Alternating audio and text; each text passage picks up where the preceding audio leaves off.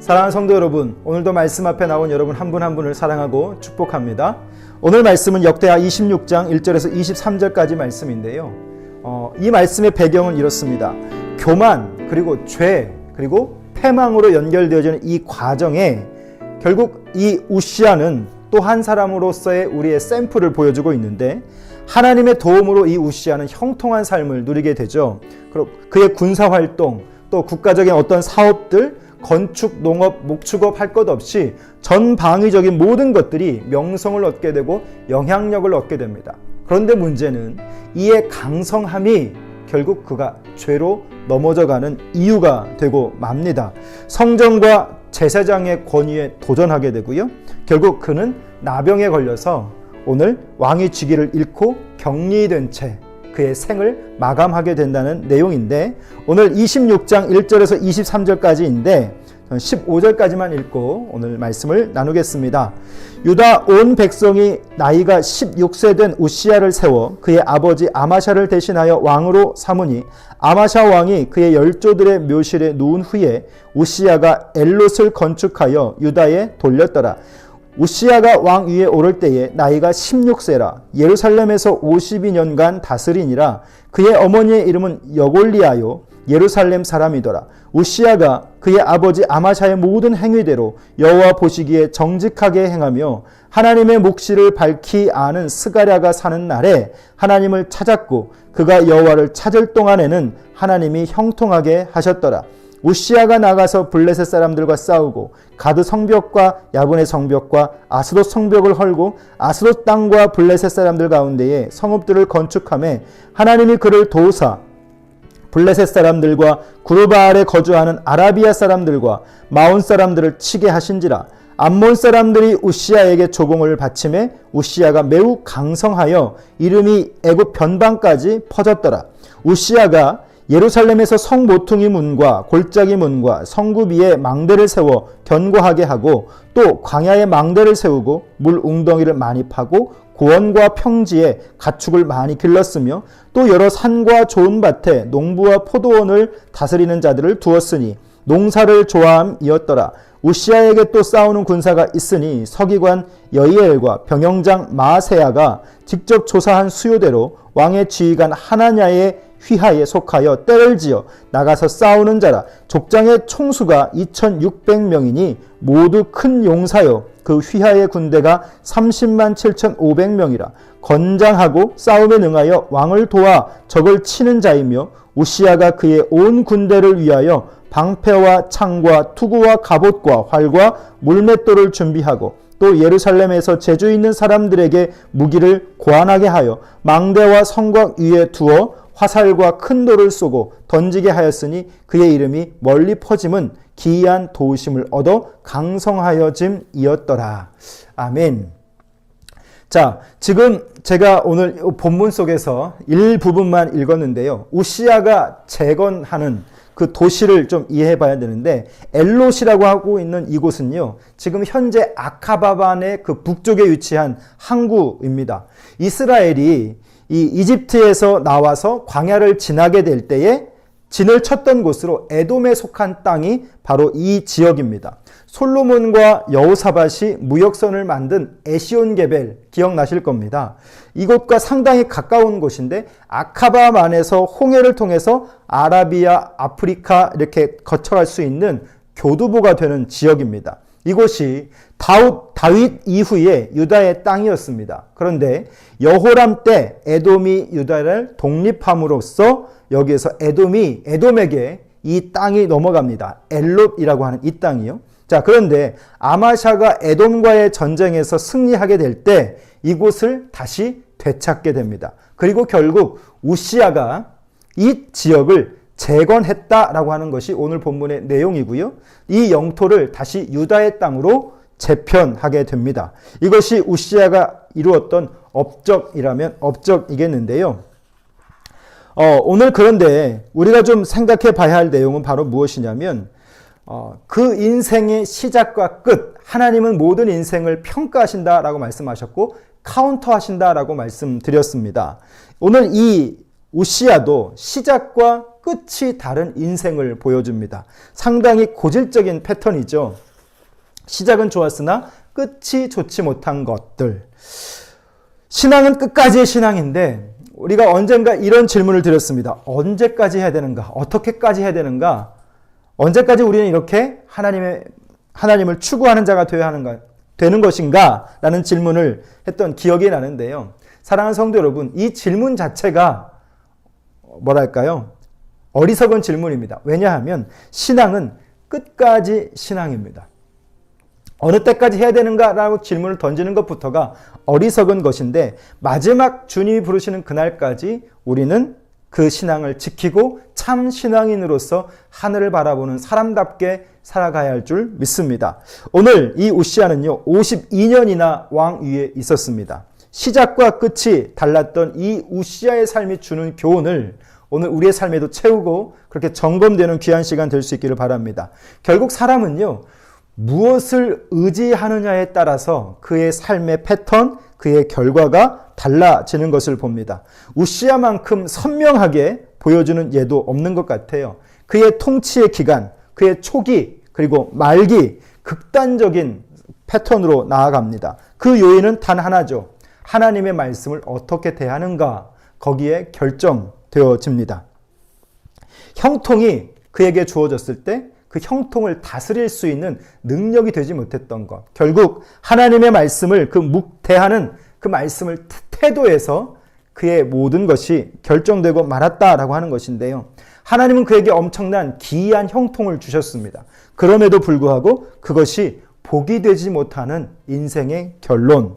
우리 현장에서도 그런 인생들을 많이 보게 되죠. 오늘 요아스 왕에게 제사장 여호야다가 있었다면 또 올바른 한 사람이 그의 주변에 있었다면 오늘 우시야는 어떤 삶의 결말을 맺게 되었을까 한번 생각해 보시면 좋겠는데요. 우시야 왕에게는요 하나님의 묵시, 하나님의 말씀을 밝히 하는 사람들이 없었습니다. 스가랴가 있었습니다. 그러나 그가 왕의 곁에서 멘토가 되어주는 동안 우시야는 여호와를 찾았죠. 그리고 하나님의 형통하게 하시는 그 은총을 경험했습니다. 그런데 하나님의 크기를 상기시켜 줄 수 있는 그런 멘토, 오늘 그것이 있었을 때 그의 삶은 형통했던 것이죠.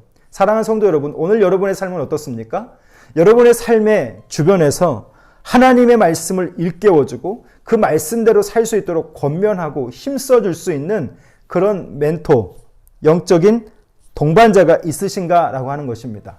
요즘은 아무나 스승이 되려 하지 않습니다. 아무나 가르치려 하지 않고 아무나 훈계하려 하지 않습니다. 왜요? 듣지 않기 때문인 것이죠. 오늘 이 말씀에서 보면 하나님의 도우심 그리고 하나님의 강성케 하심이 나타납니다. 하나님이 도와주셔서 외적들의 그 공격을 막아주십니다.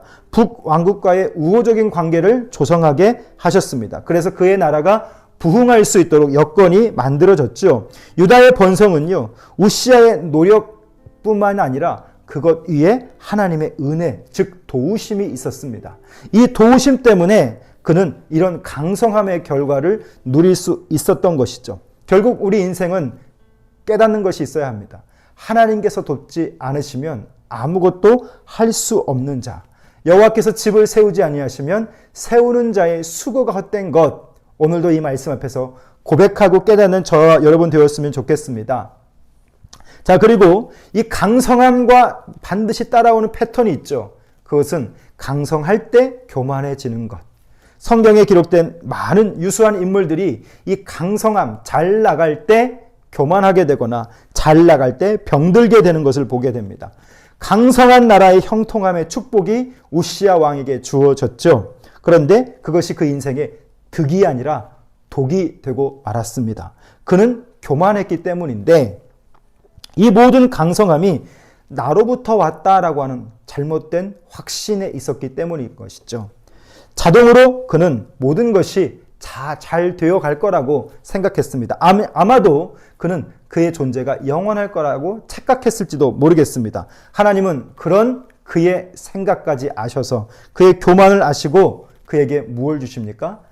질병을 허락하십니다. 나병을 주시고요. 평생 궁에서 격리된 삶을 살게 하십니다. 사랑하는 성도 여러분, 이것이 오늘 우리가 좀 점검해 봐야 할 내용입니다.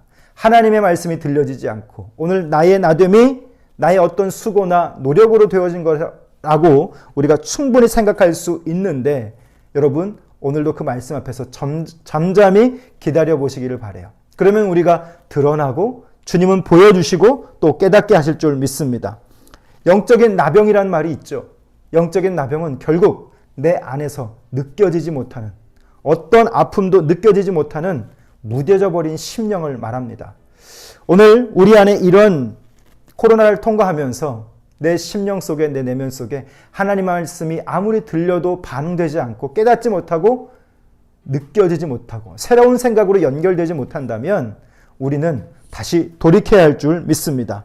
오늘 우리가 누리는 형통함이 있다면 이 복이 내일까지 이어지게 하려면 어떻게 할 수 있을까요?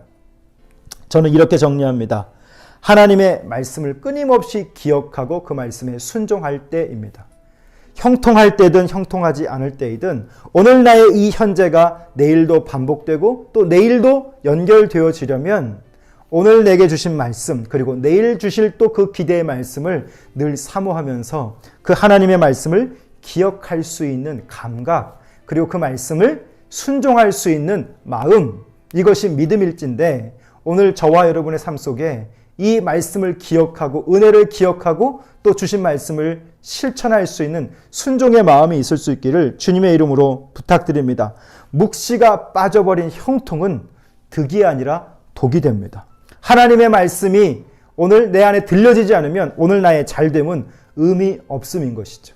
그래서 우리가 남들의 잘됨을 우리가 본받고 또 남들의 잘됨을 우리가 동경해야 할 것이 아니라 오늘 그가 하나님 앞에서 어떤 자로 서 있는가, 날마다 그 말씀을 기억하고 그 말씀에 순종할 수 있는 자, 우리는 이러한 갈망이 있을 수 있기를 주님의 이름으로 부탁드립니다. 교만, 이것은 우리가 정말 제거해야 할 영역이지만 좀처럼 제거되지 않는 영역입니다. 내 자신을 과신하거나 내 생각이 옳다고 말하는 것도 오늘 우리는 점검해 봐야 할 겁니다. 그래서 우리는 끊임없이 이 말씀 앞에 서고 내 자신을 살피는 것이죠. 우리는 끊임없이 은혜를 망각하죠.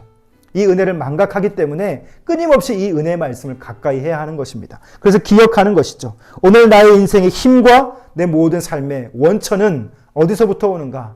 오직 주께로부터 오는 것입니다. 나로부터 말미암는 것이 아닙니다. 우리 안에는 선한 것이 아무것도 없습니다. 오직 예수 그리스도만 선하시고 그분의 말씀만이 온전하기 때문에 오늘도 그 말씀 앞에서 여러분 자신을 살피시고 더 온전해져 갈 수 있는 그 하루 될 수 있기를 주님의 이름으로 부탁드립니다. 기도하겠습니다. 살아계신 우리 아버지 하나님, 오늘도 한 인생을 생각해 봅니다. 52년 동안 형통하는 왕위에 있었지만 그의 시작에 비해 끝이 초라했던 한 인생의 결론을 보면서 하나님, 우리의 신앙은 끝까지 살아갈 수 있는 신앙 되게 하시고 우리의 신앙은 지금부터 끝까지 하나님이 기뻐하실 만한 신앙으로 설 수 있기를 원합니다. 오늘 내가 무엇을 의지하고 따라가는 자인지, 무엇을 갈망하고 나아가는 인생인지 하나님, 이 말씀 앞에서 점검할 수 있기를 원합니다.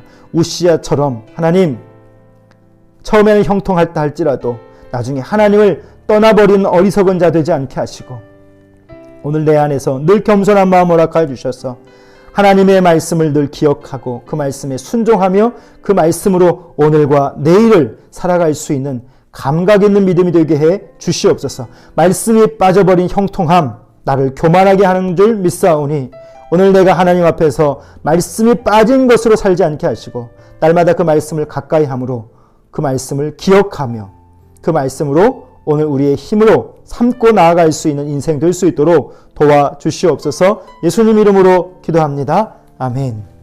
사랑하는 성도 여러분, 우리 인생의 힘의 근원 내 안에서 나오지 않습니다. 오직 예수로부터 나오는 줄 믿습니다. 그분을 의지하시고 나아가는 귀한 한 날 될 수 있기를 주님의 이름으로 축복합니다. 감사합니다.